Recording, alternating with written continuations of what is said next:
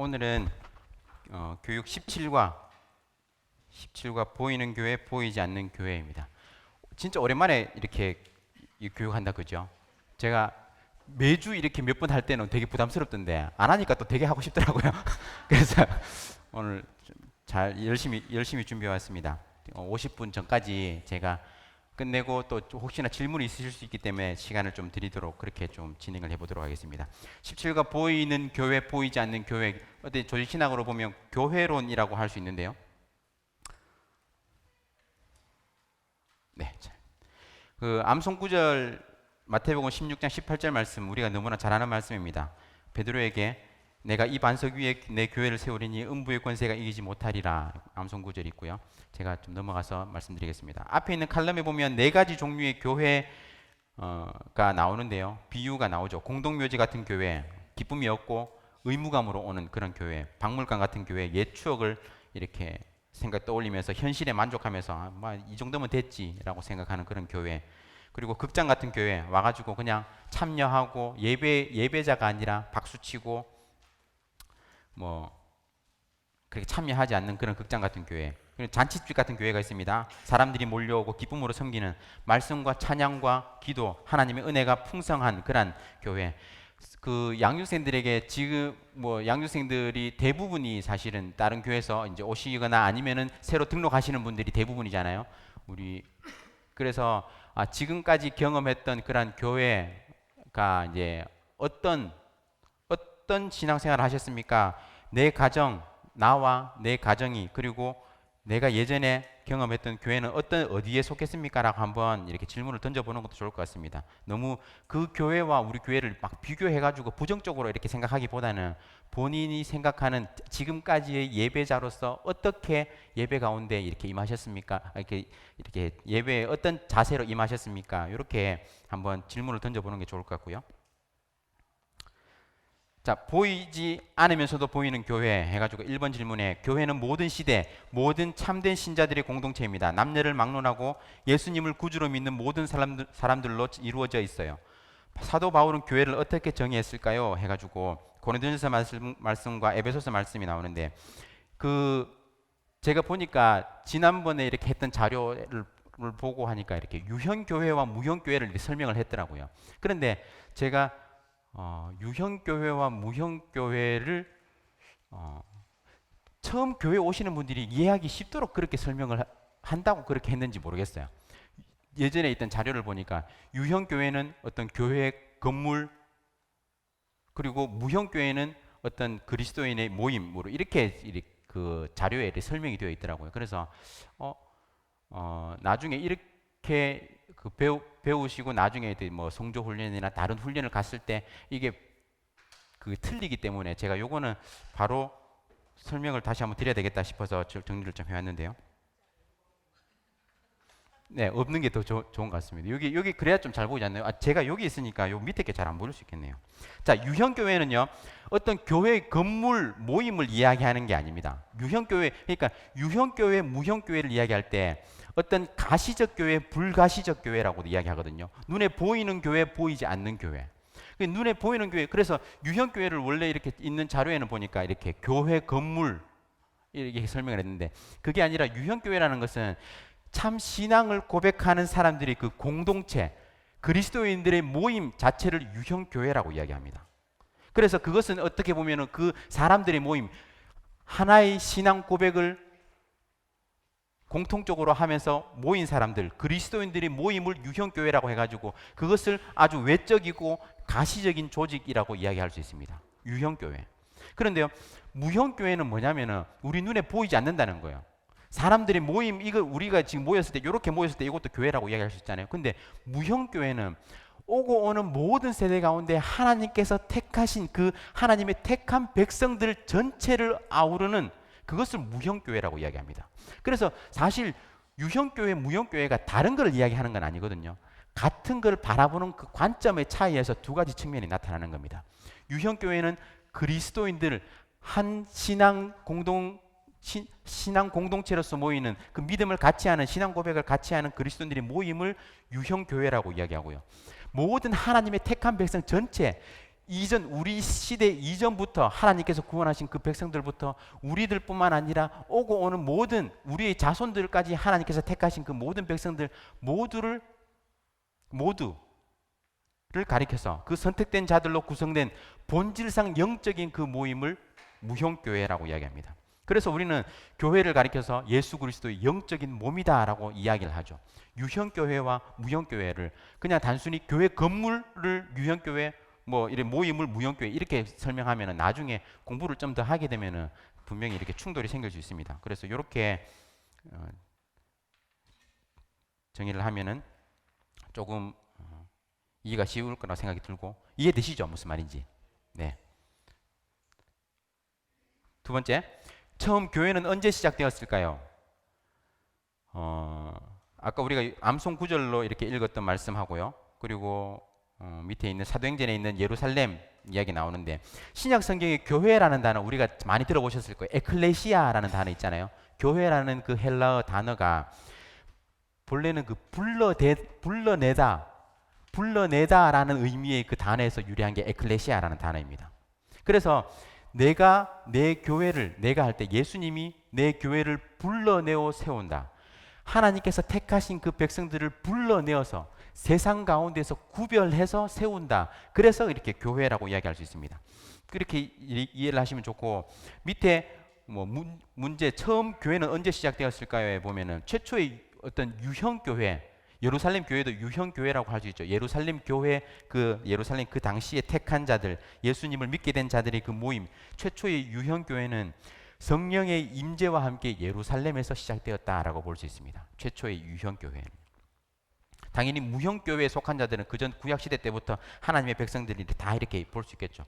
최초의 유형 교회는 예루살렘에서 시작되었다. 자, 그렇다면 교회의 일원이 되는 사람은 어떤 사람일까요? 이 암송 구절이었던 이 말씀 베드로의 그 신앙 고백과 위대한 신앙 고백과 그 뒤에 내가 이 반석 위에 교회를 세우리니 했을 때 이 반석 뒤에 보면은 이 다음 질문에서 이제 이야기 좀 자세히 할 건데 이 반석이라는 것은 베드로 자체를 이야기하는 것이 아니라 베드로의 신앙 고백 주는 그리스도이시요 살아계신 하나님의 아들이십니다라는 이 신앙 고백 위에 교회를 든든히 세우시겠다라는 예수님의 말씀입니다. 그런데 우리는 로마 카톨릭에서는 사실 이 반석이라고 해가지고 반석이라는 그 의미 베드로라는 그 이름이 반석이라는 의미를 가졌기 때문에 베드로 위에 교회를 세우겠다라고 이해를 하고 베드로를 초대 교황으로 인정을 하고 교황의 권위가 그래서 카톨릭에서는 절대적이죠. 그런데 우리 개혁 교회에서 개신교회에서는 베드로 위에 이렇게 교회를 세우겠다가 아니라 베드로의 그 신앙 고백 위에 내 교회를 세우겠다라고 우리가 해석학적으로 그렇게 이해를 합니다. 자, 그렇다면 교회의 일원이 되는 사람은 어떤 사람들입니까? 같은 예수님에 대해서 하나님에 대해서 같은 신앙 고백을 하는 사람들이 모였을 때 그 교회의 일원이 될 수 있다는 것. 그들이 모였을 때 교회라고 이야기할 수 있다라는 것입니다. 그리고 사도행전 말씀에 보면 주께서 생명의 길을 내게 보이셨으니 주 앞에서 내게 기쁨이 충만하게 하시리로다 말씀하죠. 주께서 생명의 길을 보이셨습니다. 그로 인해 가지고 우리 안에 기쁨이 충만한 거예요. 신앙 고백, 공통된 신앙 고백을 하면서 모인 자들이 그 안에 생명의 길, 영생을 경험함으로 인해 가지고 그 기쁨이 충만한 자들이 교회의 일원이라고 할 수 있습니다. 같은 신앙 고백, 그리고 그 신앙 고백으로 인해서 경험하는 그 구원의 은혜로 인해서 기쁨이 넘치는 사람들, 기쁨이 충만한 사람들을 일원이라고 할 수 있습니다. 이때 양육생들에게 한번 물어보는 것도 좋겠죠. 그 신앙 고백, 그 양육생들이 개인의 신앙 고백에 대해서 그리고 예수 그리스도를 믿음으로 인해 가지고 그 마음 가운데 기쁨이 넘치는지 그거에 대해 가지고 한번 간단하게 한번 확인해 보시는 것도 좋을 것 같습니다. 네 번째, 성경은 교회에 대하여 여러 가지 모양으로 묘사를 하고 있는데 그때 사용된 비유는 어떤 것들이 있을까요? 위에 요한복음이나 계시록이나 고린도전서 말씀을 보면요, 교회와 예수님에 대한 비유를 이렇게 하고 있는데 신부를 교회를 신부라고 비유를 하고 그리고 예수님 재림하실 예수님을 신랑이라고 이야기를 합니다. 그래서 우리는 신랑이 언제 오실지 모르기 때문에 언제든지 깨어 기다리고 있는 신부라고 이렇게 신약 성경에서 여러 번 이렇게 비유를 하죠. 그 예수님을 맞이할 교회는 어떤 모습이라고 나타납니까? 말씀해 보면은 이러한 기쁨으로 충만하였노라. 신부를 취하는 자는 신랑이나 서서 신랑의 음성을 듣는 친구가 크게 기뻐하느니 나는 이러한 기쁨으로 충만하였노라. 신부된 자가 예수 그리스도 신랑된 예수 그리스도를 기다릴 때 그 음성을 들을 때 기쁨이 충만하는, 그러니까 기쁨이 충만한 교회는 기쁨이 충만해야 된다라는 것. 그리고 한 몸 안에 고린도전서 말씀해 보면은 한 몸 안에 여러 지체가 있다. 각 지체마다 기능과 역할이 다 다르다는 것 우리가 너무나 잘 알죠. 그래서 눈이 손 보고 뭐라 그럴 수 없고 손이 발 보고 뭐라 그럴 수 없고 각 지체가 각기 맡은 역할이 다 다르기 때문에 다른 지체를 향해서 너는 쓸모없어 라고 이야기할 수 없다는 것. 책임은 다르지만 공통적인 목적은 뭡니까? 몸을 바르게 세우기 위한 겁니다. 우리 몸 가운데 여러 가지 기관 지체가 있지만 어느 것 하나 불편할 때 우리 몸이 건강이 제대로 유지될 수가 없잖아요. 그것처럼 이 한 몸 안에 여러 지체가 있다는 것은 그 공통된 목적은 몸을 위한 것이라는 것. 각 지체가 다른 지체를 존중하지 않을 때 몸의 건강은 무너지고 만다. 그렇기 때문에 우리는 양육생들에게 교회가 어떤 모습을 가져야 되는가, 이러한 기쁨이 넘치는 모습, 그리고 교회 안에서 여러 구성원들, 여러 형제 자매들을 향해서 우리가 교회의 한 일원으로서 예수 그리스도의 몸의 한 지체로서 우리가 다른 지체들을 어떻게 바라봐야 하는가, 요 질문을 통해서 한번 나눠볼 수도 있습니다. 자, 5번입니다. 5번, 교회가 구성되기 위해서 교회 건물이 있고 찬양과 기도가 있고 성경 읽기와 묵상 등이 있으면 가능할까요? 교회를 구성하는 핵심 활동 혹은 표지들이 있어야 합니다. 그것은 바로 설교와 성례, 설교는 선포, 복음 선포, 그리고 성례, 성찬과 세례입니다. 이것들에 대해서 아는 대로 나눠보고 교사의 설명을 들어봅시다. 자, 교회에 처음 오시는 분들은 이 부분을 잘 모를 수 있습니다. 교회의 표지라고 이야기했을 때, 교회의 교회됨을 나타내는 표지라고 했을 때 보통 세 가지를 이야기합니다.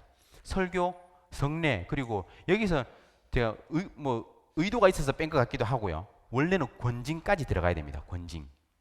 권징이 들어가야지 교회의 순수성, 교회의 거룩성, 교회의 깨끗함을 유지할 수가 있습니다. 권징이라는 것은 우리가 예전부터 많이 들어보셨던 칠이, 교회 안에서 교회의 그 어떤 그 교회의 한 일원으로서 신자로서의 올바른 행실이나 도덕적으로나 어떤 문제가 있을 때 교회의 정당한 적법한 절차를 통해 가지고 권징을 시행하게 됩니다. 어떤 수찬 정지, 뭐 성례와 이런 데 성찬에 참석하지 못하게 하든지 뭐 그런 기사를 통해 가지고 목회자들 그런 기사를 통해 가지고 많이 보셨을 거예요. 어떤 설교권 이렇게 강도권 몇 달 금지 이런 거 있잖아요. 권징이거든요. 그런 부분들이 이제 원래 교회의 표지 안에 들어가는데 물어보는 사람도 있을 수 있습니다. 조금 이렇게 들어보셨던 사람들. 그래서 설교, 성례, 권징 이렇게 세 가지가 들어갑니다. 근데 제가 교재에는 그 권징이 빠져 있기 때문에 제가 다른 부분은 제가 여기도 안 넣었습니다. 그냥 말로만 제가 설명을 드리고 혹시나 성도들이 이렇게 양육생들이 물어보시면은 그렇게 대답하시면 되고요. 교회를 건강하게 하는 두 가지 요소라고 해가지고 설교, 교회의 가장 중요한 표지라고 할 수 있습니다. 복음의 메시지, 복음이 선포되지 않는다면 그곳은 교회가 아니라고 할 수 있죠. 그리고 성례라는 것은 성찬과 세례인데요. 이 성례를 향해서 보이는 형태로 전파되는 말씀이라고 이야기합니다. 은혜를 경험하는 또 다른 수단이라는 거예요. 성례는. 그래서 세례는 우리가 너무나 잘 알죠. 새로운 관계에 들어갔다는 표시입니다. 성찬은 믿음으로 참여하는 자들의 신앙 고백의 표. 그래서 구약 시대에도 이러한 성례의 기능을 하던 것들이 그대로 있었습니다. 구약 시대의 세례의 역할을 어떤 것이 했을까요? 새로운 관계에 들어갔다는 표. 할례를 통해서, 그러니까 구약 시대에는 할례가, 신약 시대에는 세례를 통해서 내가 하나님과의 새로운 관계 가운데 들어가게 되었다라는 것을 표시하게 됩니다. 그리고 신약 시대에는 성찬을 통해 가지고 내가 예수 그리스도를 주로 고백하면서 그 믿음으로 그 가운데 참여하게 되는데, 구약 시대에는 어떻게 그 하나님과의 관계를 지속적으로 참여하는 표시를 드러냈을까요? 절기를 지키면서. 절기를 구약 유대 백성들에게 주어진, 이스라엘 백성들에게 주어진 절기를 지키면서 그 성찬의 역할과 같이 그렇게 했다는 겁니다. 그래서 밑에 보면 이제 우리 담임 목사님이 책에 성령 설교 거기 있는 그 문구인데요. 설교는 성령의 영향을 받은 메시지를, 성령의 영향을 받은 메시지, 이 메시지를 성령의 영향을 받은 청중에게 전하여서 성령으로 주님을 닮은 사람으로 변화되게 하는 것이다 라고 이렇게 담임 목사님 정의를 이렇게 하셨습니다. 담임 목사님 설교의 가장 특별한 부분, 아니면 강조점, 다른 설교, 강해 설교와 이렇게 구별되는 점이 뭐냐면 성령 하나님의 역할, 설교 가운데 성령 하나님께서 역할을 어떻게 하시는가, 그 성령 하나님의 능력을 경험하는 설교, 선포, 그리고 성도들의 변화, 이것들을 이제 담임 목사님이 이제 많이 이렇게 강조를 하시고 그 성령 설교라는 책에 그렇게 그 부분이 강조되어 있습니다. 자, 6번 문제 보면은, 그렇다면 성도들은 교회를 통해서 어떤 일을 해야 할까요? 교회의 사명은 무엇일까요? 이 부분은 간단하게 제가 이렇게 말씀드려도 이렇게 아실 것 같습니다. 그 성경 구절에 따라 가지고 하나님께 예배 드리는 예배 공동체, 하나님께서 부르시는 목적 자체가 우리를 만드신, 우리를 지으신 것 자체가 하나님을 찬양하게 하기 위함이죠. 하나님을 예배하게 하기 위함입니다. 그래서 우리는 하나님께 예배 드리는 일을 한다. 예배 공동체, 교회의 첫 번째 예배. 그리고 두 번째는, 번호 맞죠? 네. 두 번째는 가르치는, 하나님의 말씀을 가르치는 일을 하는 훈련 공동체 필요하고요. 그리고 그 다음에는 성도들이 서로 교제하는 교제 공동체. 말씀을 보면 바로 나오기 때문에 이건 제가 바로바로 넘어갈게요. 베드로전서 4장 말씀 10절 말씀에 보면 은사를 받은 대로 섬기는, 이웃에게 봉사하는 섬김 공동체. 그리고 사도행전 1장 8절에 근거해서 복음을 전하는 일을 하는 전도 공동체. 이렇게 교회의 5가지 중요한 사명이라고 할 수 있습니다. 교회는 이 5가지 사명을 골고루 갖추고 그것들을 올바로 행해야 합니다. 그것이 바로 교회의 존재의 목적이고, 어떻게 보면 교회가 이 어느 것 하나라도 사실 좀 약하게 되면은 어떤 사역에 있어서 그리고 문제가 있을 수 있습니다. 자, 이 그림 많이 보셨죠? 교회 홈페이지에 들어가면 교회 소개하는 그 란에 보면 이렇게 있습니다. 우리 교회의 그 훈련 철학, 지금 우리가 훈련위원회 안에 제자 양육원이 있죠. 제자 양육원, 우리 교회의 모든 훈련 프로그램이 이 훈련 철학을 따라서 진행되고 있습니다. 베스트 들어보셨죠? 베스트, Bible Exposition Spirit Transformation. 성경을 강해해서 성령으로 변화시킨다. 성경을 강해하는데, 강해 설교라는 말을 많이 해요. 강해한다. 그런데 담임 목사님이 가장 강조하는 부분이 성령 하나님의 그 능력을 경험하는, 그것을 통해서 성도들을 변화시키는 베스트, BEST 해가지고 베스트 훈련 철학이라고 얘기합니다. 이 베스트 훈련 철학, 사역의 기초 베스트 훈련 철학 위에 이 교회의 5가지 사명, 우리 성도들이 물어볼 수 있잖아요.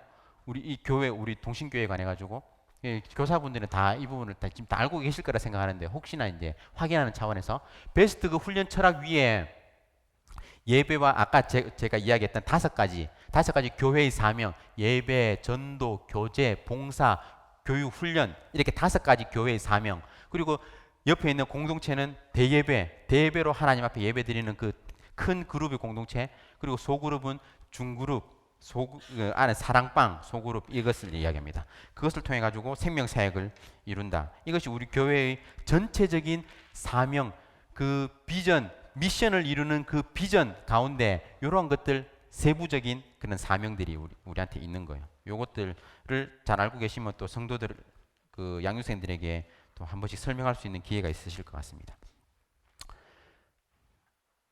자, 7번입니다. 7번. 그리스도는 자신의 교회를 세우시겠다고 약속하시면서 제자들에게 그 일을 할 수 있는 권한을 주셨습니다. 또 제자들을 떠나시면서 그들에게 능력으로 교회를 세우게 하실 성령을 보내셨습니다. 성령께서 예수님을 따르는 이들에게 교회를 섬기는 데 필요한 은사, 영적인 은사를 주셨습니다. 이런 영적 은사들이 공통적인 특징은 무엇일까요? 고린도전서 말씀해 보면 이 은사라는 것이 그의 뜻대로 주신다라는 것을 분명히 하고 있어요. 우리가 사실 은사에 대한 사모함은 분명히 있어야 됩니다. 은사에 대한 사모함, 은사를 보면서 은사에 대해 가지고 나에게 이런 은사가 있으면 좋겠다 그런 사모함이 있을 수 있어요. 그것을 향해서 기도할 수 있습니다. 그런데 은사는 성령 하나님께서 그 뜻대로 주시는 거예요. 그 뜻대로 그 하나님이 보시기에 가장 적합하게 은사를 주신다는 것. 그렇기 때문에 교회 안에서 은사를 가진 사람들에 관해 가지고 서로 그 은사에 관해 가지고 비교하고 은사의 높고 낮음을 판가름 짓는 것, 그런 것들은 전혀 올바르지 않은 행위입니다. 은사를 주신 것 자체가 교회를 섬기기 위한 것이기 때문이에요.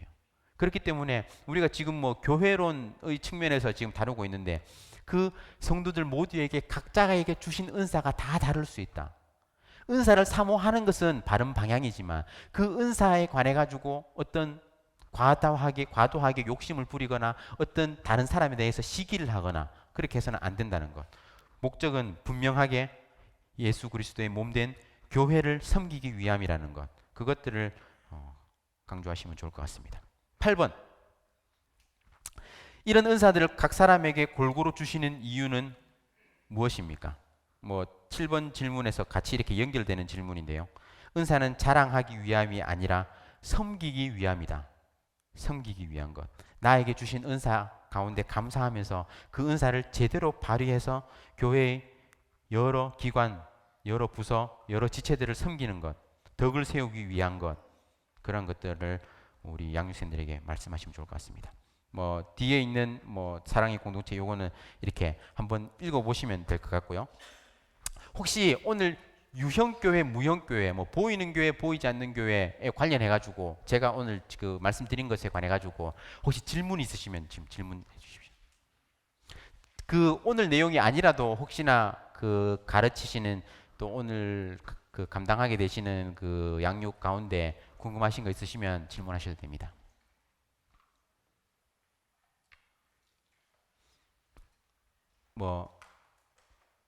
원래 질문하라 그러면 잘 질문 안 하시죠? 그 제가 뒤에 앉아 있으니까 오셔가지고 또 궁금한 거 있으시면은 제가 또 가능한 안에서 또 설명을 드리도록 하겠습니다. 네. 네네네. 네. 네. 네. 네.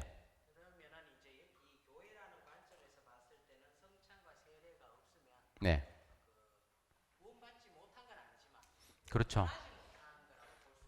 네, 맞습니다. 그래서 선교단체는 사실 교회라고 볼 수는 없죠. 교회는, 그래서 어떤 사람들은 교회에 상처를 받은 사람들이 요즘 말을 많이 하잖아요. 안 나가, 이렇게 가나안 성도, 안 나가. 그러면서 상처를 받고 교회에 안 나오고 본인 나름대로 집에서 주일날 인터넷 보면서 그리고 본인 나름대로 성경을 읽으면서 그렇게 신앙생활을 하는 사람들이 많습니다. 점점 많아지고 있다고 해요. 통계를 보면은. 그런데 그 사람들은 사실 우리가 구원에 관해서는 사실 어느 누구에 관해서도 구원에 관해서는 우리가 함부로 이야기해서는 안 됩니다. 오직 구원은 하나님께 속한 거기 때문에 주권적인 사역이기 때문에 우리가 그 사람의 어떤 행실을 보고 저 사람은 구원 못 받았어 이렇게 절대로 이야기할 수 없다는 거예요. 그런데 하나님께서 우리에게 주신 그 하나님의 말씀 계시의 완성으로 주신 이 성경 말씀에 의하면은 하나님께서는 우리를 교회로 부르셨어요. 신앙 공동체로서 한 명의 신자로서 하나님을 믿고 예수 그리스도를 따르는 그 제자로서 올바른 신앙생활을 하기 위해서는 분명히 교회로 부르신 하나님의 그 목적을 깨닫고 교회 가운데 나와서 교회 안에서 대회를 통해서 하나님께 영광 돌리고 그 안에서 성도의 아름다운 교제를 통해서 그 유익을 누려야 되는 게 분명히 있습니다. 그런데 교회에 대해서 상처를 받고 교회 자체를 멀리해버리는 건강한 교회를 찾고 건강한 교회를 만들려고 노력을 해야 되는데 본인이 그렇게 노력을 하고 그렇게 기여하고 서로 지체를 돌아보고 그렇게 해야 되는데 오히려 그런 거 있잖아요. 그 비유 뭡니까? 뭐 이렇게 애 목욕시키고 물 버리다가 애까지 버린다는 그런 말 있잖아요. 그건 뭐라 그러죠? 제가 하여튼 그런 비유 있지 않습니까? 목욕물 버리다가 애까지 버린다 그러나? 뭐 하여튼 그러니까 교회에 대해 상처를 받고 교회를 어떻게 세우도록 유지하도록 건강하게 이렇게 서가도록 해야 되는데 교회 자체를 버려버린 거예요.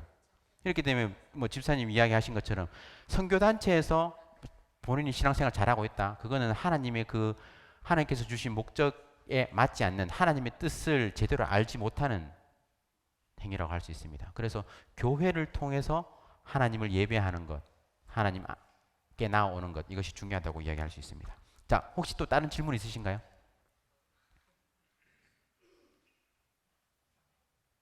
없으십니까? 자, 제가 잠시 기도하겠습니다.